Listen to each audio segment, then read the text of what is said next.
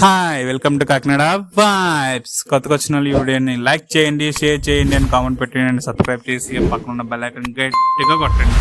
మనం అయితే ఇప్పుడు వచ్చేసి బ్రహ్మానందం మూవీ రివ్యూ అయితే చూద్దాం.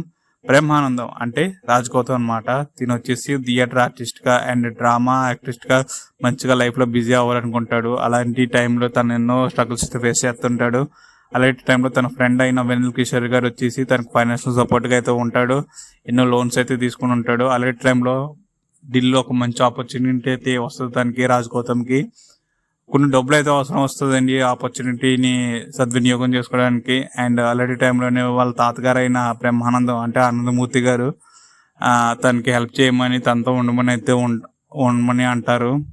అసలు ఎందుకు ఉండమంటున్నారు, అసలు అగ్రిమెంట్ ఏంటి, అండ్ ఢిల్లీలో ఆపర్చునిటీ వచ్చింది, అది ఫుల్ఫిల్ చేసుకుంటాడా లేదా, ఆర్టిస్ట్గా ఫుల్గా బిజీగా అవుతారు లేదా అన్నది స్టోరీలేనండి.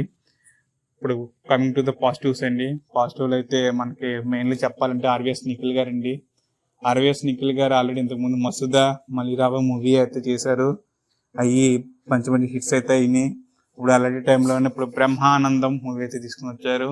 ఇది కూడా ఒక హిట్ స్టేజ్కి అయితే వచ్చింది అనుకుంటున్నాను. అయితే నాకైతే బాగా నచ్చింది. అండ్ చాలా మంది ఎంటర్టైన్మెంట్ కోరుకున్న వాళ్ళు అయితే ఈ మూవీని అయితే చూస్తారు. బ్రహ్మానంద గారు మెయిన్లీ బ్రహ్మానంద గారు అయితే గురించి చూస్తారు. అండ్ రాజ్ గౌతమ్ గారి యాక్టింగ్ కూడా చాలా బాగుంది. వెన్నెల కిషోర్ గారి యాక్టింగ్ అయితే నెక్స్ట్ లెవెల్ ఉంది. కామెడీ టైమింగ్స్ అండ్ కొన్ని ఎమోషనల్ సీన్స్ ఉంటాయండి, అవి కూడా చాలా బాగున్నది.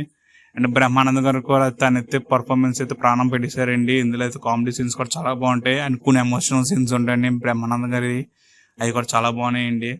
అండ్ ప్రియా వాదలని హీరోయిన్ గా యాక్ట్ చేశారు. తన పర్ఫార్మెన్స్ కూడా చాలా బాగుంది. ఇందులో మెయిన్లీ చెప్పాలంటే కొన్ని బీజిఎమ్స్ ఉంటుంది. బీజిఎం కూడా చాలా బాగుంది. సాంగ్స్ కూడా ఆ మూవీలో అలా కలిసిపోయినట్టు ఉంటుంది, కానీ ఎక్కడ మన అయితే డిస్టర్బ్ చేయనట్టు ఉంటుంది.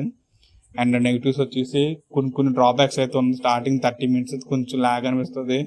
వన్స్ మూవీ స్టోరీ లైన్ అయితే స్టార్ట్ చేశాక మూవీ అయితే ఎక్కడ ఆగదు, అలా స్ట్రైట్గా వెళ్తూనే ఉంటుంది మూవీ అయితే. అండ్ ఈ మూవీకి వచ్చేసి నా రేటింగ్ వచ్చేసి 3.5/5 అండి. వన్ టైం వాచ్కోలేండి, ఫ్యామిలీతో అయితే ఖచ్చితంగా చూడాల్సిన మూవీ వీకెండ్కి. Thanks for watching. Stay tuned to Kakinada. Bye.